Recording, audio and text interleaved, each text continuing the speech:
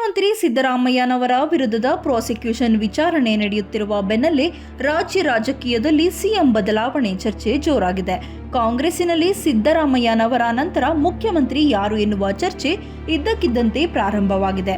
ಪ್ರಮುಖವಾಗಿ 4 ಮಂದಿ ಸಿಎಂ ರೇಸ್ನಲ್ಲಿದ್ದಾರೆ. ಈಗ ಈ ಆಕಾಂಕ್ಷಿಗಳ ಪಟ್ಟಿಗೆ ಮತ್ತೊಂದು ಹೆಸರು ಸೇರ್ಪಡೆಯಾಗಿದೆ. ಮೊದಲಿಗೆ ಡಿಕೆ ಶಿವಕುಮಾರ್, ರಾಜ್ಯ ರಾಜಕಾರಣದ ಶೋಮ್ಯಾನ್, ಕೈಪಡಿಯ ಸಾರಥಿ.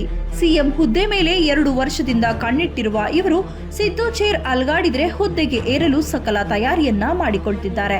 ಇತ್ತೀಚಿನ ದಿನಗಳಲ್ಲಿ ಸಿದ್ದು ಮೇಲೆ ಸಾಫ್ಟ್ ಕಾರ್ನರ್ ಇಟ್ಟುಕೊಂಡು ಮಾತನಾಡುತ್ತಿರುವ ಡಿಕೆಶಿ ಸಿದ್ದು ಬಣದ ವಿಶ್ವಾಸವನ್ನ ಗಿಟ್ಟಿಸಿಕೊಳ್ಳೋ ಪ್ರಯತ್ನವನ್ನ ಮಾಡ್ತಿದ್ದಾರೆ. ಕರ್ನಾಟಕ ರಾಜಕೀಯದ ಚಿತ್ರಣ ಬದಲಾಗುತ್ತಿದೆ. ರಾಜ್ಯ ಕಾಂಗ್ರೆಸ್ಸಿನಲ್ಲಿ ಹಲವು ಬೆಳವಣಿಗೆಗಳು ಆಫ್ ದಿ ರೆಕಾರ್ಡ್ ನಡೆಯುತ್ತಿದೆ.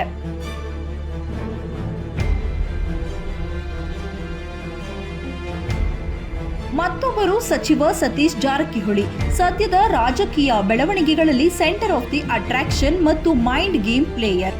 ಉತ್ತರ ಕರ್ನಾಟಕದ ಭಾಗ ಹಾಗೂ ಎಸ್ಟಿ ಸಮುದಾಯದ ಮುಖಂಡ ಸಿಎಂ ಸಿದ್ದು ಆಪ್ತ ವಲಯದ ಸತೀಶ್ ಜಾರಕಿಹೊಳಿ ಉತ್ತರ ಕರ್ನಾಟಕ ಭಾಗದ ಎಂಎಲ್ಎಗಳನ್ನ ಹಿಡಿದು ಇಟ್ಟುಕೊಳ್ಳೋ ಪ್ರಯತ್ನವನ್ನ ಮಾಡ್ತಿದ್ದಾರೆ.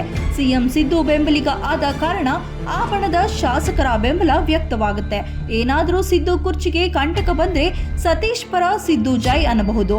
ಸತೀಶ್ಗೆ ಇದೇ ಪ್ಲಸ್ ಪಾಯಿಂಟ್ ಕೂಡ ಹೌದು. ಇನ್ನು ಮೂರನೆಯವರು ಕಾಂಗ್ರೆಸ್ ಪಾಲಿನ ಅನ್ಸಂಗ್ ಹೀರೋ, ಪಕ್ಷನಿಷ್ಠ 35 ವರ್ಷದ ಅನುಭವ ಹೊಂದಿರೋ ಗೃಹ ಸಚಿವ ಜಿ ಪರಮೇಶ್ವರ್. ಹೈಕಮಾಂಡ್ ಜೊತೆ ಉತ್ತಮ ಒಡನಾಟ, ದಲಿತ ಸಮುದಾಯದ ನಾಯಕ ಎಂಬ ಟ್ರಂಪ್ ಕಾರ್ಡ್ ಕೂಡ ಇವರಿಗಿದೆ. ಗೃಹ ಸಚಿವ ಡಾಕ್ಟರ್ ಪರಮೇಶ್ವರ್ ಅವರು ದೆಹಲಿಯಲ್ಲಿ 1-2 ದಿನ ಬೀಡು ಬಿಟ್ಟು ದೆಹಲಿ ಕಾಂಗ್ರೆಸ್ ನಾಯಕರ ಜೊತೆಗೆ ಮಾತುಕತೆ ನಡೆಸಿ ಬಂದಿದ್ದಾರೆ. ರಾಹುಲ್ ಗಾಂಧಿಯವರ ಜೊತೆಗೆ ಪ್ರತ್ಯೇಕವಾಗಿ ಮಾತುಕತೆಯನ್ನ ಕೂಡ ನಡೆಸಿದ್ದಾರೆ. ಸಿಎಂ ಕುರ್ಚಿ ಮೇಲೆ ಕಣ್ಣಿಟ್ಟಿರುವ ಇವರು ಅದಕ್ಕಾಗಿ ಟವೆಲ್ ಹಾಕೊಂಡು ಕೂತಿದ್ದಾರೆ. 4ನೆಯವರು ಸಚಿವ ಎಂಬಿ ಪಾಟೀಲ್. 20 ವರ್ಷದ ರಾಜಕೀಯ ಅನುಭವವಿದೆ. ಲಿಂಗಾಯತ ಸಮುದಾಯದ ನಾಯಕ, ಶ್ರೀಮಂತ ಕುಟುಂಬದ ಹಿನ್ನೆಲೆ, ಸಿಎಂ ಸಿದ್ದು ಜೊತೆ ಉತ್ತಮ ಒಡನಾಡಿ, ಡಿಕೆಶಿಗೆ ಕಾಲಕಾಲಕ್ಕೆ ಕೌಂಟರ್ ಕೊಡುತ್ತಾ ಬಂದಿರೋ ನಾಯಕ.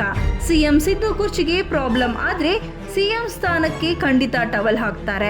ಸಮುದಾಯ ಹಾಗೂ ಆರ್ಥಿಕ ಬೆಂಬಲ ಕೂಡ ಇವರಿಗಿದೆ.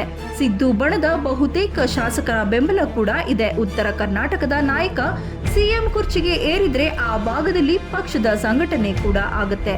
ಪ್ರಾದೇಶಿಕ ಸಮಾನತೆ ಹೋಗುತ್ತೆ. ಇದು ಕಾಂಗ್ರೆಸ್ಗೆ ಪ್ಲಸ್ ಪಾಯಿಂಟ್ ಆಗುತ್ತದೆ. 5ನೆಯವರು ಸಿಎಂ ಸಿದ್ದು ಆಪ್ತರಾದ ಆರ್.ವಿ. ದೇಶಪಾಂಡೆ.